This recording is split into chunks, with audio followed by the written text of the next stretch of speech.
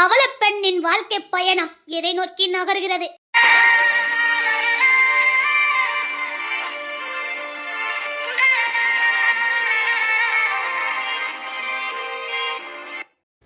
வாழ்க்கையில் ஒரு நொடி திருப்பத்தால் இவள் வாழ்க்கை தலைகீழாக புரட்டப்பட்டது. மாற்றி அமைக்க வழியும் இல்லை. விதியை வெல்லுவாளா இந்த அவலப்பெண்?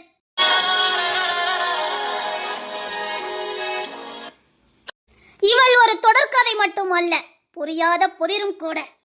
ஒரு நொடி பொழுதில் சந்தோஷத்தில் துள்ளி குதிக்கிறாள். மறுகணமே இடி தாங்கும் வார்த்தையால் அவமானப்படுத்தப்படுகிறாள். யார் செய்த சரியோ? தெய்வம் செய்த சரியா, இல்லை இவள் பிறப்பால் வந்த விதியா?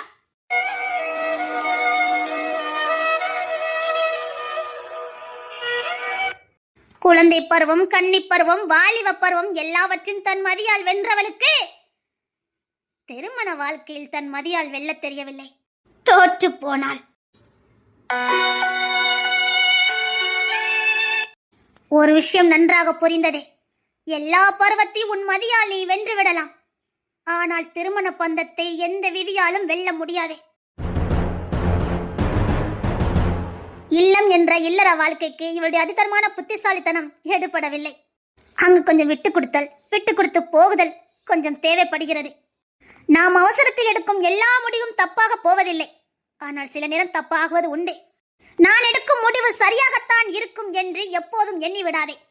இங்கு உன்னை விட அதிகமாக யோசிக்கும் திறன் உள்ளவர்களும் இருக்கிறார்கள் என்று ஒரு கணம் யோசிச்சு பாரு. விவாகரத்து.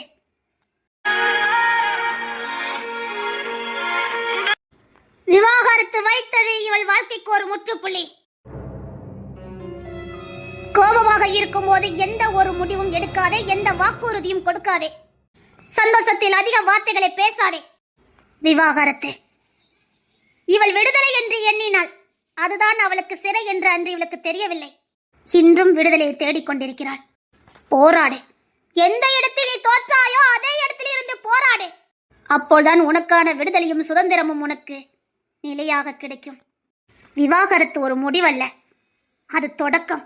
நீ அனுபவிக்க போற துன்பங்களுக்கும் வேதனைகளுக்கும் அது தொடக்கம்.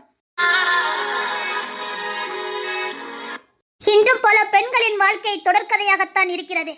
அடுத்து என்ன நடக்கும் என்று எதிர்பார்ப்புகளோடும், தன் வாழ்க்கையில் விடிவு வராதா என்று பல ஏக்கங்களோடும் அவள் ஒரு தொடர்கதையாகவே தன் வாழ்க்கையை நகர்த்துகிறாள். தொடர்கதையில் எப்படி ஒரு விடை தெரியாமல் அடுத்து என்று நோக்கி போகிறதோ அப்படித்தான் சில பெண்களின் வலிகளும் வேதனைகளும். அவள் ஒரு தொடர்கதையாகவே வாழ்ந்து வருகிறாள். எத்தனையோ அவள பெண்களின் தொடர்கதை இங்கு ஏராளம். அவ்வளவற்றையும் இங்கு எடுத்து காட்ட முடியாது. இந்த அவல பெண்ணின் வாழ்க்கையை சற்று உன்னித்து பாருங்கள். உங்களுக்கான உங்க தொடர்கதைக்கான விடையும் இங்கு இருக்கலாம். மறக்காமல் பாருங்கள். உங்க தொடர்கதைக்கான விடைய வேற எங்கும் தேடாதீங்க, இங்க தேடுங்க.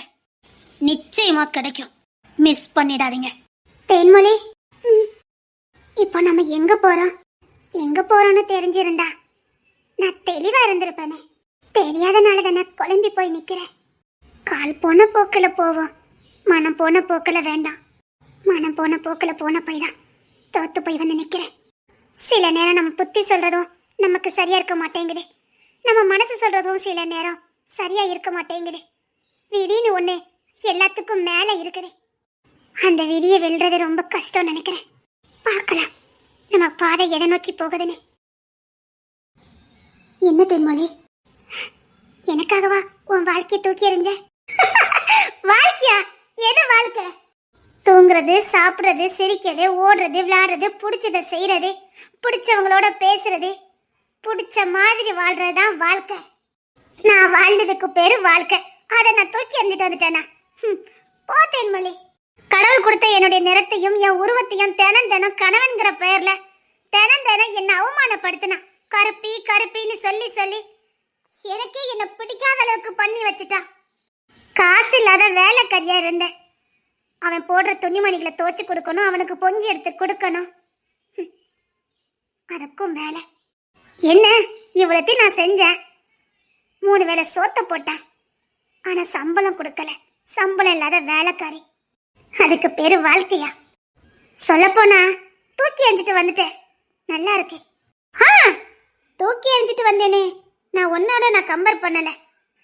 நீ தூக்கி எறிஞ்சது வேற, நான் தூக்கி எறிஞ்சது வேற. குத்தி கட்டியா தங்கமொழி?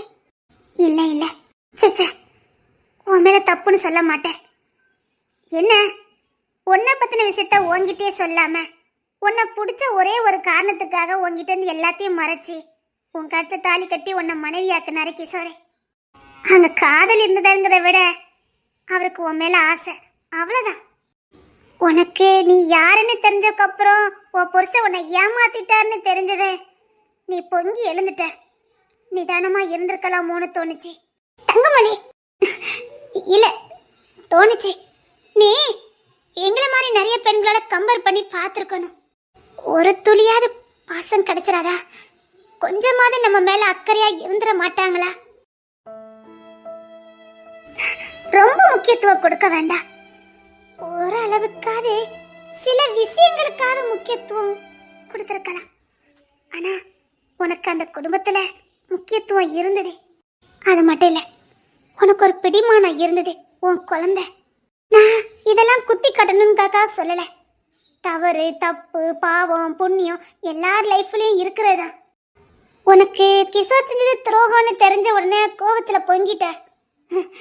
கொஞ்சம் பொங்காம பொறுமையா இருந்து பார்த்திருக்கலான்னு தோணுது. அதாவது கணவன் மனைவி பிரச்சனையை வெளியிலிருந்து பார்க்கும்போது நமக்கு சிம்பிளா தெரியும். இவ்வளவுதான் அவங்க ரெண்டுத்துக்குள்ள பிரச்சனை, இவ்வளவுதான் அவங்க ரெண்டுத்துக்குள்ள வேற எந்த பிரச்சனையுமே இல்லைன்னு வெளியிலிருந்து பார்க்கறவங்களுக்கு தெரியும். ஆனா அந்த 4 செவத்துக்குள்ளேயும் அவங்க இரு மனசுக்குள்ளேயும் என்ன நடந்ததுங்கிறது அவங்க 2 பேருக்கும் மட்டும்தான் தெரியும். வெளியில எல்லாத்தையும் சொல்லிட முடியாது. இதெல்லாம் போய் வெளியில சொன்னா அசிங்கம், நம்மளையும் சேர்த்து அசிங்கமா நினைப்பாங்கன்னு பல விஷயங்களை 2 சைடுமே மறைச்சிருக்கலாம். மறைச்சதுனால வெளியில தெரியுற விஷயம் கொஞ்சமா தான் இருக்கும். ஆனா சொல்லவே முடியாத பல விஷயங்கள் அவங்க 2த்துக்கும் மட்டும் தான் தெரிஞ்சிருக்கும். வெளியில இருந்து பாக்குறவங்க இந்த பிரச்சனைக்கெல்லாமாவா டைவர்ஸ் வாங்கிட்ட, இந்த பிரச்சனைக்கெல்லாமா புருஷனை விட்டுட்டு வந்துட்ட, இந்த பிரச்சனைக்கெல்லாமா புருஷன்கிட்ட சண்டை போட்ட, இதுக்கெல்லாமா சண்டை போட்டுட்டு அம்மா வீட்டுக்கு வந்துட்ட அப்படின்னு ஒரே வார்த்தையில ஈஸியா சொல்லிட்டு போயிருவாங்க. ஆனா அந்த பொண்ணுக்கோ இல்லைன்னா அந்த பையனுக்கோ தான் தெரியும் உள்ள என்ன நடந்ததுன்னு. அதை சொல்ல முடியாது தங்கமொழி.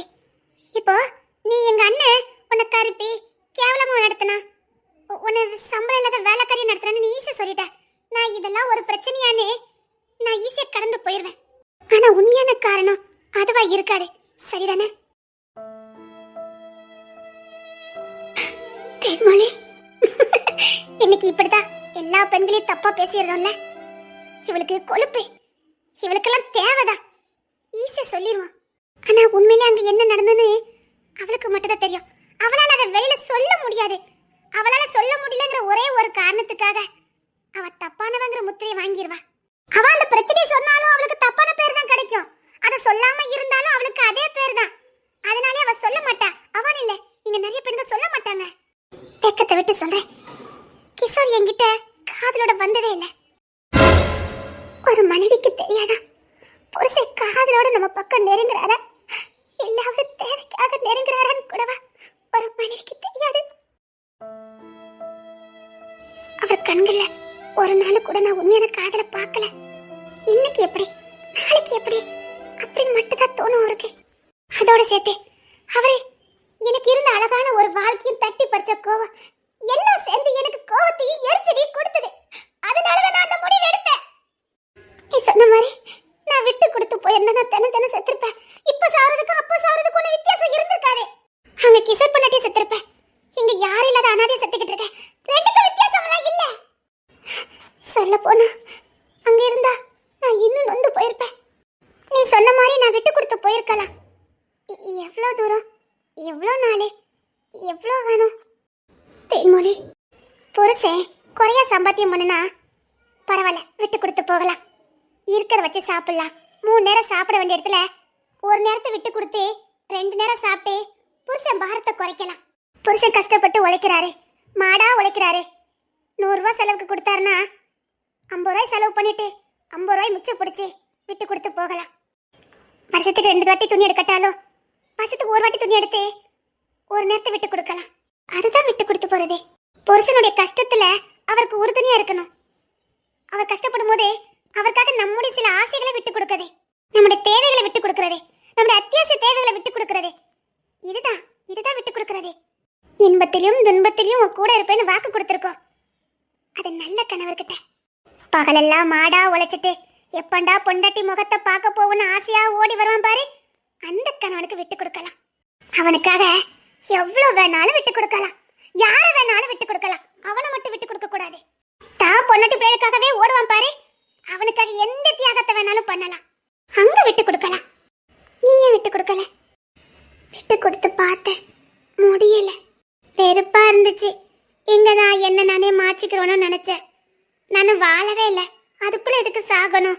அதான் துடிஞ்சு வெளியில வந்துட்டேன். இப்ப புரியுதா எதுல எப்படி விட்டு கொடுத்து போகணும்னு? சரிதான், தப்புதான். அன்னைக்கிலேத்த சொன்னாங்க இப்போதைக்கு டைவர்ஸ் கொடுக்காதேன்னு. எனக்கு அர்த்தம் புரியல. ஆனா அதுக்கப்புறம் புரிஞ்சுதே. டைவர்ஸ் கொடுக்கறனால விடுதலை கிடைக்க போறது இல்ல. அதை விட மாற்று வழி ஒண்ணு இருக்கு. அதை விட எத்தனையோ வழிகள் இருக்கு. இதே சமுதாயத்துல வாழ்ந்து காட்டி ஜெயிச்சு மானம் மரியாதை கௌரவம் ஒழுக்கம் ஜெயிச்சு கௌரவத்தோட அவர் முன்னாடி நடந்து வர்றதும் நாம அவருக்கு கொடுக்கற தண்டனை தான். அப்போ நம்ம சுதந்திரத்தையும் விடுதலையும் யாரும் தட்டி பறிக்க முடியாது. இந்த கோட்பாடு எப்படி தெரியுமா? ஒரு பொண்ணுக்கு பின்னாடி புருஷனோட பேர் இருக்கிற வரைக்கும் அவளுக்கு உண்மையிலே பாதுகாப்பு தான். ஒண்ணு அப்பாவா இருக்கணும், இல்லைன்னா புருஷனா இருக்கணும். இந்த உலகத்துல ஜெயிக்கிறதுக்கு கண்டிப்பா தேவைப்படுது. அதனாலதான் அன்னக்கிளியத்த நீ ஜெயிக்கிற வரைக்கும் அது வேண்டான்னு சொல்லியிருக்காங்க. எனக்கு புரியல. உண்மையிலே என் பேருக்கு பின்னாடி கிஷோர்னு ஒரு வார்த்தை இருந்திருந்தேன்னா நான் நிஜமாவே நிறைய கஷ்டங்களை நான் அனுபவிச்சிருக்க மாட்டேன், நிறைய அவமானப்பட்டிருக்க மாட்டேன்.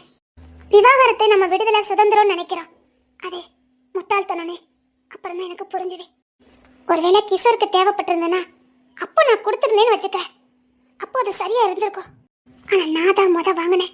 அங்கதான் கிஷோர் நல்லவரும் நான் கெட்டவருங்கிற பேரை வாங்குறதுக்கு அஸ்திபாரமா அமைஞ்சுது. இவரு பொண்ணு டீ டைவர்ஸ் வாங்கிட்டா, இந்த மனுஷன் எவ்வளவு தனியா இருப்பாரு. அதான் இப்பதான் கல்யாணம் முடிஞ்சிருக்கு, வேற கல்யாணம் முடிச்சிருக்காரு அப்படின்னு தான் சொல்லுவாங்க. அதே நாம கல்யாணம் பண்ணியிருந்தா சில தவறுகள் நடந்துட்டு அதை நீ சரி பண்ண முடியாது. ஆனா அதை கடந்து போக முடியும்னு அன்னக்கிளியத்தை அடிக்கடி சொல்லுவாங்க. கடந்து போகலாம். குழந்தை பொண்ணு தர பிடிக்கும், ஆனா சொல்ல தெரியல. ஆதிரா டைவர்ஸ் கொடுக்க மாட்டாளா? அதுல இன்னொரு வேடிக்கை என்ன தெரியுமா? அவருக்கும் என்ன பிடிச்சதே, எனக்கும் அவரை பிடிச்சதே. எனக்கும் இப்ப என் பின்னாடி யாரும் இல்ல, அவருக்கும் யாருமே இல்லைன்னு தெரிஞ்சதுக்கு அப்புறமும் இந்த ஊர் உலகம் எப்படி பேசும் தெரியுமா? ரெண்டு ஒழுக்கம் கட்டவங்க, இந்த ரெண்டு ஏன் உசுரோட இருக்காங்க? அப்படி வாழணுமா? எங்க வாழ்க்கைக்கு பின்னாடி என்ன நடந்ததுன்னு யாருக்குமே தெரியாம சேரணும்னு நினைச்சு நாங்க சந்தோஷமா இருக்கணும்னு நினைச்சா கூட சுத்தி இருக்கிற இந்த சமுதாயம் பாக்குற விதம், இவங்க ரெண்டு பேருமே டைவர்ஸ் ஆனவங்க.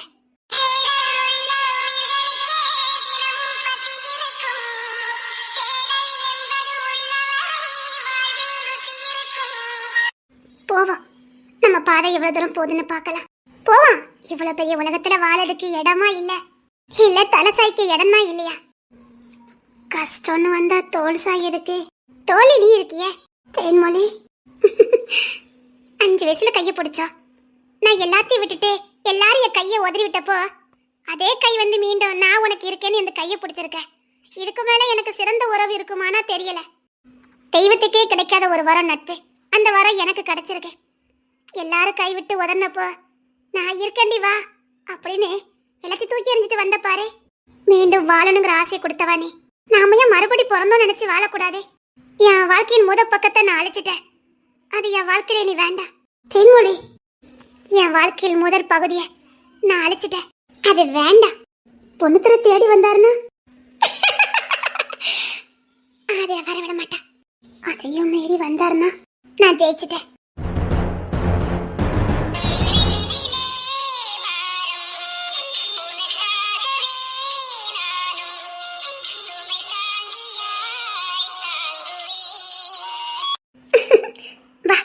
போகலாம்.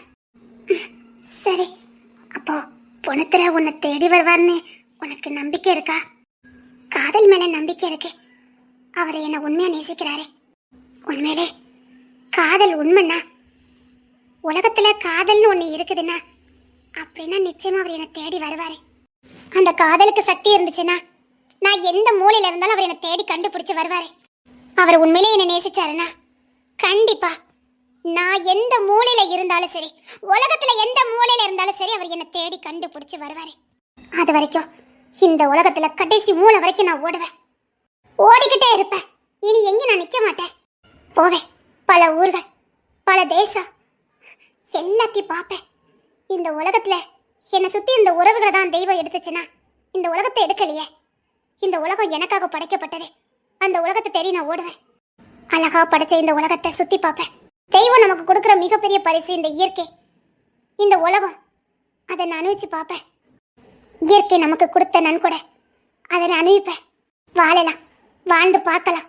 என்னதான் நடக்குன்னு ஒரு கை பார்த்துடலாம். மனசு வலிக்கலையா? மனசு வலிக்காம இருக்குமா?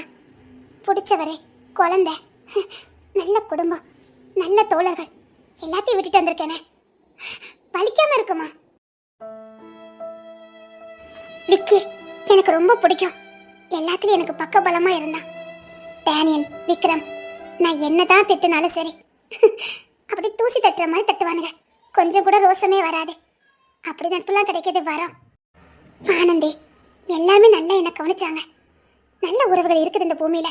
எல்லாத்தை விட அன்னைக்கிளி அத்தை ரொம்ப மிஸ் பண்ணுவேன். எல்லாத்துக்கும் மேல பொண்ணு தர உனக்கு அவ்வளோ பிடிக்குமா? ரொம்ப பிடிக்கும். யாருமே எனக்கு இல்லை, இனி என் வாழ்க்கையில எதுவுமே இல்லைன்னப்போ எல்லாரும் எடுத்து நான் இருக்கிறேன்னு ஓப்பனா பேசினவரே, நெஞ்ச நிமித்தி ஆமா நான் இவளை காதலிக்கிறேன், இவளை எனக்கு பிடிச்சிருக்குது, நான் முத நேசிச்சவா இவதானே தைரியமா சொன்னாரு. அப்பவுமே புரிய வேண்டாம் அவர் என்ன உண்மையில விரும்புறாருன்னு. என்ன உண்மையா விரும்பினாரு எனக்கு தெரியும். அவர் கண்களை நான் காதல பார்த்திருக்கேன். என் மேல அவர் இறக்கப்படுவாரு, பாசம் காட்டுவாரு, கருணை காட்டுவாரு. அதெல்லாம் காதலின் வெளிப்பாடுதான். ரொம்ப பிடிக்கும். நான் முழுக்க அவர் பார்த்துட்டே இருக்க சொன்னாலும் பார்த்துக்கிட்டே இருப்பேன். அவ்வளோ பிடிக்கும். அப்போ எப்படி எல்லாரையும் விட்டுட்டு நீ இருக்க போற? இங்க இருந்தா மட்டும் நான் வாழவா முடியும்? போறேன். எனக்கான ஒரு வாழ்க்கை இந்த இயற்கை கொடுத்தது இருக்குது, வாழ்ந்துட்டு போறேன். சரி, அதோ ட்ரெயின் வருது, அதுல போயிடலாம். அது எங்க போகுது? நமக்கே எங்க போகணும்னு தெரியாது. போவோம், கால் போன போக்கில் போவோம். இந்த ட்ரெயினு கடைசியா எங்க நிக்கிறோம் அங்க இறங்குவோம், அங்க இறங்குவோம், அங்க இறங்குவோம், அங்க இறங்கி அங்க வாழுவோம். சரி.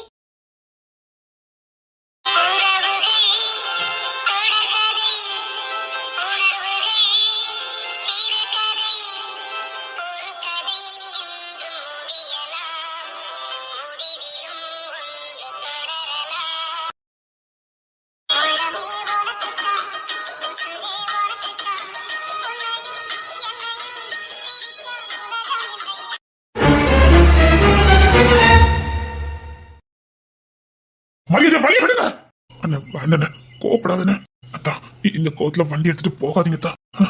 இருக்க வேண்டியவள போக வச்சுட்டீங்கல்ல. அத்தான் அம்மாவும் பாவம் அழுதுகிட்டே இருக்காங்க. நான் சத்தா போயிட்டேன். அதுவும் அந்த ஆதிரம் முன்னாடி திட்டி இருக்காங்க. எப்படி இருந்திருக்கும் உங்களுக்கு? ஏன் திட்டக்கூடாதுன்னு சொல்லல, தனியா திட்டிருக்க வேண்டியதானே? இன்னொன்னு தப்பு பண்ண வேண்டாம், என்ன நாள் அரை கூட அரைஞ்சுக்கலாம்.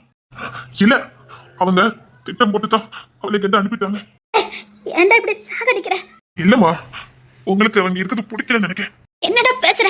என்கிட்ட தயவுசெய்து எதுவும் பேசாதீங்கம்மா. நான் அவளுக்கு எந்த அளவுக்கு விரும்புறேன்னு தெரிஞ்சதுக்கு அப்புறமும் நீங்க இப்படி பேசல அனுப்பி வச்சுட்டீங்கல்ல. உங்களுக்கு எங்கம்மா என் மேல பாசம் இருக்குது? இல்லன்னா நான் வாழ்ந்துக்கிட மாட்டேன்னு தெரிஞ்சதுக்கு அப்புறமும் இப்படி பண்ணிட்டீங்கல்ல. நீ ஏதாவது முடிவெடுப்ப நினைச்சேன்டா. ஐயோ, நான் ஆதரவ பொண்டாட்டியாவே நினைக்கல. நான் கோர்ட்டு கேஸ் டைவர்ஸ்னு போனா அவளை நான் பொண்டாட்டி நினைக்கிறேன்னு அர்த்தம் ஆயிரும். நான் அதனாலதான் அவளுக்கு கண்டுக்காமலே இருந்தேன். கோர்ட்ல வச்சு தேவையில்லாம பேசுவா, கோர்ட் அப்படி இழுத்து அடிக்கிறதா. நான் அதை பத்தி பேசல. மனசுக்கு பிடிச்ச வாழ்றதுனா வாழ்க்கை, ஊருக்காக வாழ்றதா வாழ்க்கை. அவளை உயிரோட சாகடிச்சிட்டீங்கல்ல. அவன் இப்ப எங்க போனா என்ன செஞ்சுக்கிட்டு இருக்கா ஒண்ணு தெரியல. 2 நாள் ஆகுது, கண்டுபிடிக்க முடியல. 2 நாள் அவளை பார்க்காம எனக்கு பைத்தியம் பிடிக்குது. எனக்கு இருக்கலாக்கிட்டீங்கல்ல. அம்மா, நான் உங்ககிட்ட எதுவுமே மறைக்கல. நான் அவளை ஒண்ணு காதலியா பார்க்கல, என் பொண்டாட்டியை தான் பார்த்தேன். அது எல்லாருக்கும் தெரியும். நான் அப்படித்தான் அவளை நடத்தினேன். உங்களை பொறுத்த வரைக்கும் ஊரறிய பந்தல் கூட்டி சொந்தக்காரங்களை கூட்டி வச்சு தாலி கட்டினாதான் பொண்டாட்டில. நான் மனசு நல்லா ஏத்துக்கிட்டேன். ஊரறிய உலக அறிய சொந்தக்காரங்களை கூட்டி வச்சு தாலி கட்டிட்டா மனசும் சேர்ந்துருமா? மனசும் சேர்றதானே கல்யாணம் சொல்லுவீங்க? அதுக்கு பேர் தானே திருமணம். நீ கோத்துல இருக்க, நான் இப்ப எது சொன்னாலும் உனக்கு புரியாதே. போதுமா, போயிட்டா. அவ இருக்காளா செத்துட்டாளா எதுவும் எனக்கு தெரியாது. ஆனா ஒண்ணு, அவளுக்கு மட்டும் ஏதாவது ஆச்சுன்னா இந்த பொண்ணு தர இல்ல. அதான் ப்ளீஸ் அத்தா, கண்டுபிடிச்சிடத்தா. அவ எங்க போயிருக்க மாட்டா. வெளியில அவ எப்படி வாழ்வா? தனியா எப்படி வாழ்வா? 2 நாள் ஆகுது. எனக்கு பைத்தியம் பிடிக்குது. அண்ணா, நான் எல்லா இடமும் சொல்லிதானே வச்சிருக்கேன். கண்டுபிடிச்சிடலானே. இல்ல, அவ எனக்கு சொந்தமானவா. நான் அதான் கண்டுபிடிக்கணும். வழி விடுங்க. இந்த நிலைமையில நீ போக வேண்டானே. நீ ரொம்ப கோத்து உச்சத்துல இருக்க. ஏதாவது ஒண்ணுனா செத்துட்டு போறேன். வழி விடுங்க. என்னடா பேசுற? அதான் அவளை சாகடிச்சு அனுப்பிட்டீங்களே. நாங்க 2 பேரும் பேசுறது பழகுது பிடிக்கலன்னா எங்களை எங்கேயாவது வாழ விட்டுருக்கலாம. ஆசைப்பட்டேனே, எப்படிலாமோ வாழன்னு ஆசைப்பட்டேனே. எல்லாத்தையும் தகடுபடியா கிட்டீங்களா? ஏன் அண்ணன் கிளிப்பாட்டி? அதான் அண்ணன் ஆசைப்படுறேன்னு தெரியல. சும்மா இருடா. இல்லடா, உண்மைதானே. இங்க இருக்கிறது கௌரவ காய்ச்சலா இருக்குன்னு நினைச்சிருந்தா எங்கேயாவது அனுப்பி விட்டு அங்க போய் வாழ்ந்துருப்பாங்களே. வாழ வேண்டிய வாழ்க்கை அந்த ஆதிராவும் வாழ விடல. வாழணும்னு ஆசைப்பட்டவளையும் எல்லாருமே சேர்ந்து விரட்டியாச்சு. அப்ப பொண்ணுத்தரனுக்குன்னு வாழ்க்கையே இல்லையா? இங்க என் வாழ்க்கைய பத்தி இங்க யாருக்கு கவலை? சத்தியமாமா, உங்களுக்கு ஒரு துளி கூட என் வாழ்க்கை பத்தின கவலை இல்ல. அப்படி சொல்லாதடா. நீ நல்லா இருக்கணும், எந்த பிரச்சனையும் இல்லாம சந்தோஷமா நீ நல்லா இருக்கணும்டா. எது தேன்மொழி இல்லாமலா? சரி, வழி விடுங்க. நான் ஸ்டேஷனுக்கு தான் போறேன். வழி விடுங்க. நானே தேடி போறேன்டா. வேண்டாம், யாரும் போக வேண்டாம். போயிட்டா வேண்டாண்டா. நீ எனக்கு வேண்டாண்டா. நம்ம 2 சேர்ந்து வாழ முடியாது. நம்ம கனவு ஆசை எல்லாத்தையும் நம்ம மனசுக்குள்ளே வச்சு பூட்டி அப்படியே போய் சேர்ந்து ஒண்ணு போயிட்டா. ஏமா, இவ்வளவு ஆசை கனவு காதல் எல்லாத்தையும் மனசுக்குள்ளே வச்சு பூட்டி ஒரு நாள் செத்து போறதுக்கு எதுக்குமா இப்ப நான் வாழணும்? நான் மனசுக்குள்ளே பூட்டி வச்சு சாகிறதுக்கு நான் எதுக்குமா வாழணும்? அப்படி ஒரு வாழ்க்கை வாழறதுக்கு நான் உண்மையிலே போய் சேர்றது உத்தமம் தானம்மா. ஆனா என்ன பேசிட்டு இருக்க? அவன் நினைப்பு என்ன திறந்தனம் வாட்டுதுடா. என்ன பண்றாளோ, யாரு பண்றாளோ, ஏதாவது ஆபத்துல இருப்பாளோ, பயத்திலே நான் செத்து சாகிறதுக்கு ஒரே சாகிறது நல்லதுடா.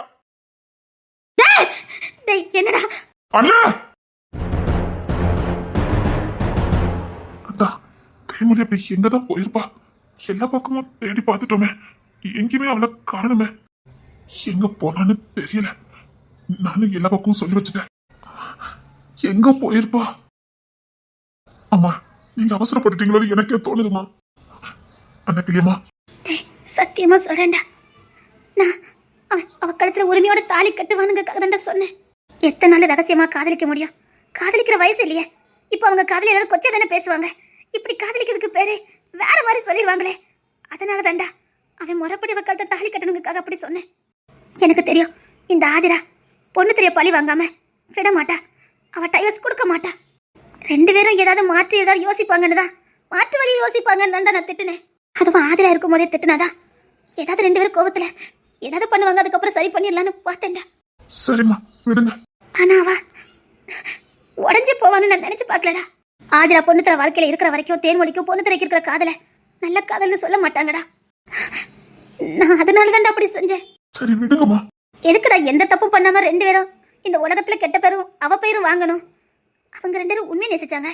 அவங்க 2 பேரும் சேர்ந்து வாழக்கூடியவங்க. அவங்க எதுக்கு கெட்ட பேரோட வாழணும் தான்டா நான் இந்த மாதிரி பண்ணினேன். ஸ்டேஷன்ல யாரு? Good morning sir. கொடுத்த டூட்டிய ஒழுங்கா பார்க்க தெரியாது சார். நான் அந்த நெப்போலியன் கேஸ் தானே பார்க்க சொல்லியிருந்தேன். அவனை யார் என்கவுண்டர்ல போட்டது? சார், என்கவுண்டர்ல போட்டாங்களா? ஆள் மாறி சுட்டு இருக்காங்க. அதனால உங்களை நான் டிஸ்மிஸ் பண்றேன். சார், அதுக்கு எனக்கு என்ன சம்பந்தம்? டிஸ்மிஸ் பண்ணியாச்சு. அந்த கேஸ் உங்ககிட்ட தானே இருந்தது.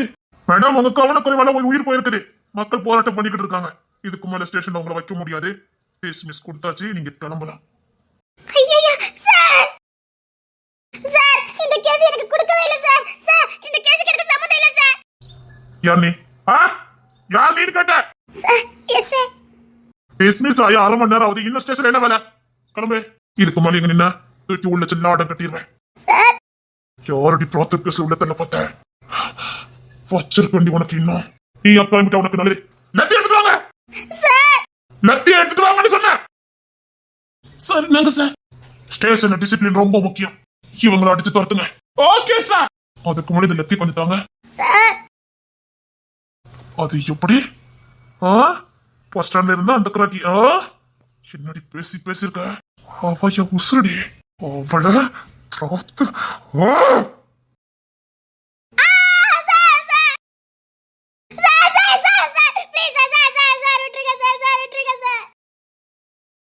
ஸ்டேஷனுக்கு விளையாண்டு தரங்க constable constable good morning sir. Station சுத்தி எப்போ மாமையில இருக்கணும். ஏதாவது சலசலப்பு வந்துச்சு, எவனா சலசலப்பு கொடுத்தா பின்னாடி பார்த்து வாங்கிருங்க. Okay sir. முக்கியமான வேலை இருக்கு, ஜீப் ரெடி பண்ணுங்க. Okay sir.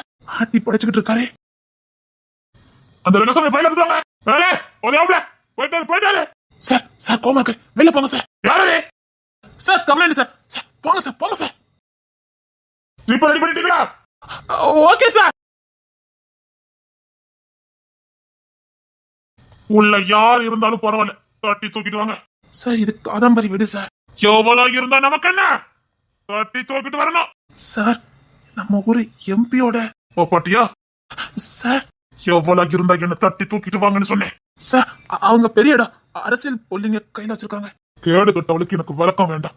தட்டி தூக்கிட்டு வர சொன்னேன். Okay sir. தட்டி எடுத்துட்டு போங்க.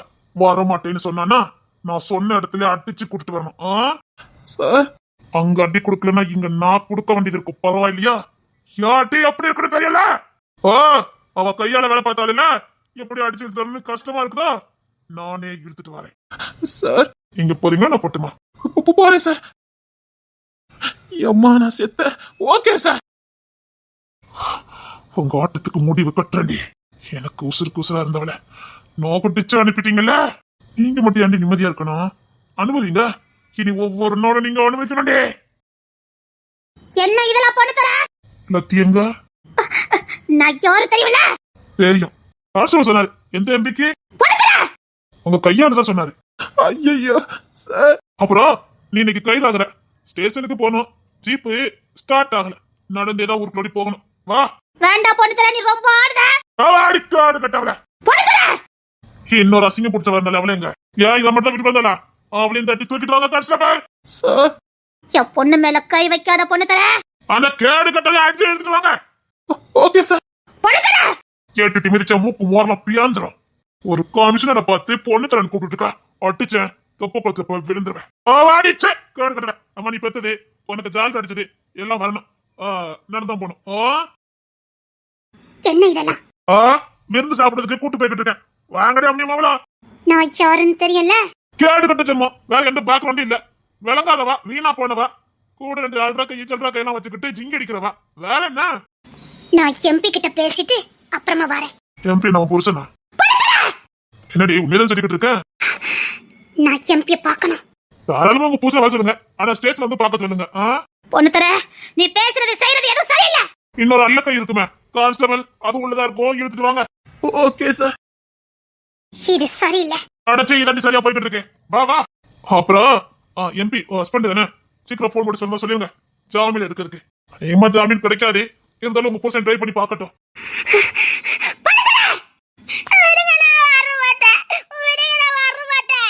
அவ பின்னாடியே 2 படுத்துக்கிட்டு வாங்க.